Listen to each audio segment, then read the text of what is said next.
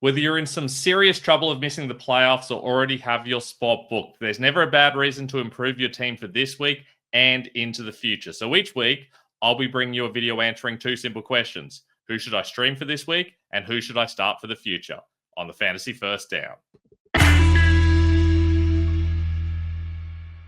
I'm Ben Wasley. Welcome to the Fantasy First Down and the Streamers and Stashes show for week 11, where we talk about all those starters you might not be thinking of and all the guys you should be filling your bench with moving forward. To keep things simple, we're going to define a streamer as any player you wouldn't usually start who is a viable option for this week. They could be on your bench or they may be on waivers depending on your league. A stash, on the other hand, is any player you could potentially find on waivers who you should stash for the future, either because they've got a favorable matchup coming up or because they're a future fantasy starter. The Steelers are a top 10 quarterback matchup, and Joe Flacco is the QB1 on a per-game basis over the last 5 weeks. That's right. A 40-year-old playing for a 3-6 team is the top fantasy quarterback over the last half of the season. Insane.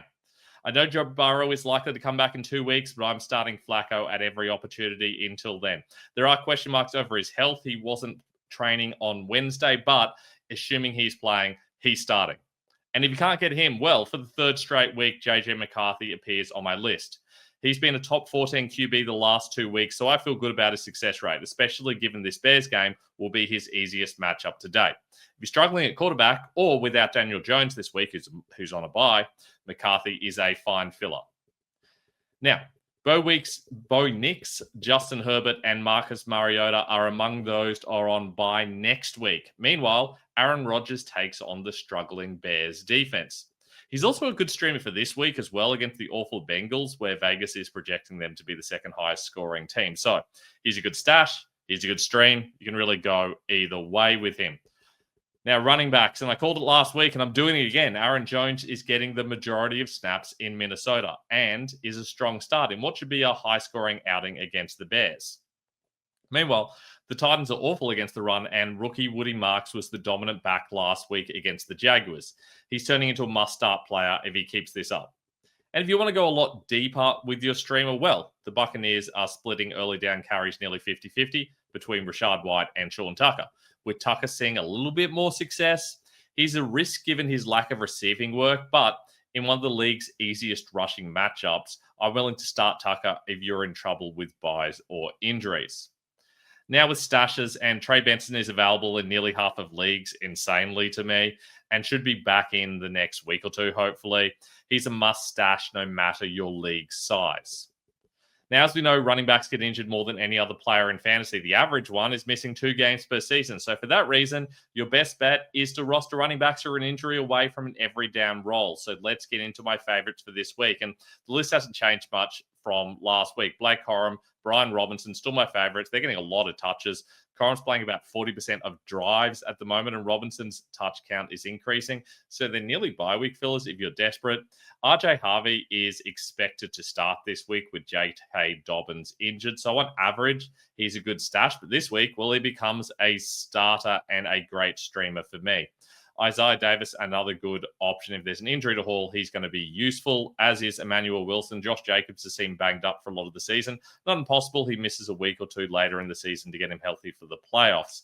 Then there's some of those mid-range guys, Bashal Tootin, Tank Bigsby, Ollie Gordon, Amir Abdullah, Keaton Mitchell. They're all going to be in some sort of committee if there's an injury, but they will be the lead back.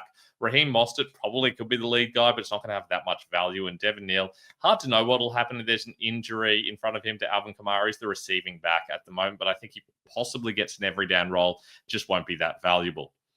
Wide receivers, and Trey Tucker is the wide receiver 29 on the season, thanks to an enormous week 3 and really nothing else otherwise. But he's coming at a month of difficult matchups, so facing the Cowboys this weekend will be a relief to him. They're the easiest wide receiver matchup by a kilometer. With Jacoby Myers out of town, Tucker has a real chance to put up some serious points, though his floor is low as well. And if you want to go a little bit deeper, well, Tyler Lockett is more of a low-end flex option too if you need someone more likely to be available. He's playing the slot, which can often be valuable against a lot of teams, and everyone's valuable against the Cowboys. Now, the Packers are having some crazy injury luck in wide receiver land, leaving Christian Watson as the possible wide receiver 1 in a plus matchup against the Giants.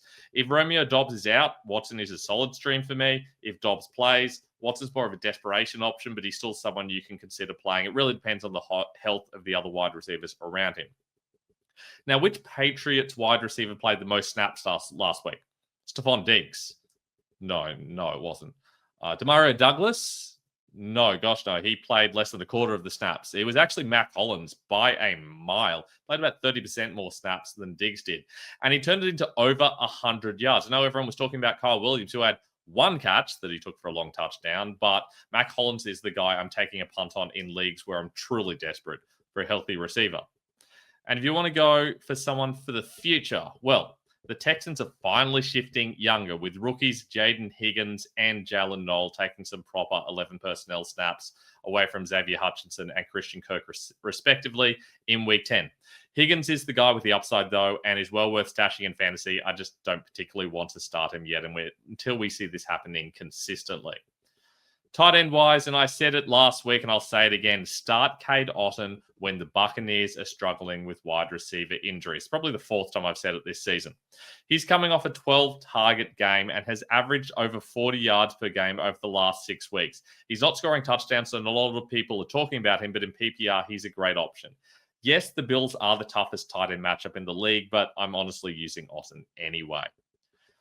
And fine, I'll do it. I give in. I'm starting Theo Johnson in a solid tight end matchup against the Packers. He's had double-digit PPR points in 5 of his last 7 games and is playing an impressively high snap count for a tight end. With so little certainty at the position, he's a fine low-end stream, and I really do think Jameis Winston starting at quarterback is going to help him.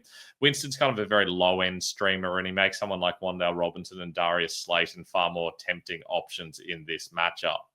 And as for a stash, well, there's talk Brendan Strange is coming off IR. We know how much I liked him in the preseason. I still love him now. With Brian Thomas Jr. injured and Travis Hunter out for the season, Strange could be very busy down the stretch for Jacksonville. Now, let's talk kickers and DSTs. And the Ravens score a lot of points, and they kick a lot of field goals. So start Tyler Loop this week in a top half kicker matchup. And the Patriots also score a lot of points, and they get the league's best kicker matchup in the Jets. Andy Borregales is an average kicker, but opportunity trumps talent here. And this one's obvious, but the Titans are awful, and the Texas pass rush is not awful. Texans' TST is a must start. That was very hard to say. And this is risky, but the Panthers have been poor of late, giving the Falcons an opportunity to make up for their mediocre effort in Carolina earlier this season. Now, I'm not going to be listing kicker or DST stashes. So no one getting close to the playoffs, but I'm still not thinking that far ahead. You should never put kickers or DSTs on your bench in redraft leagues this early in the season. There's no exceptions. Just please don't do it. And that's all we've got for the Week 11 Streamers and Stashes show. If you've got any questions, comments below or hit us up on my socials. Plus, would be great if you could like and subscribe on YouTube. Plus, please consider giving money to Movember. Just look it up, Google Movember, give some money. It's great for men's mental health. I'm growing this stupid moustache to remind people about it, so please consider donating. Look forward to chatting to you guys in the coming week as we continue into the fantasy football season. Lots of good football to come.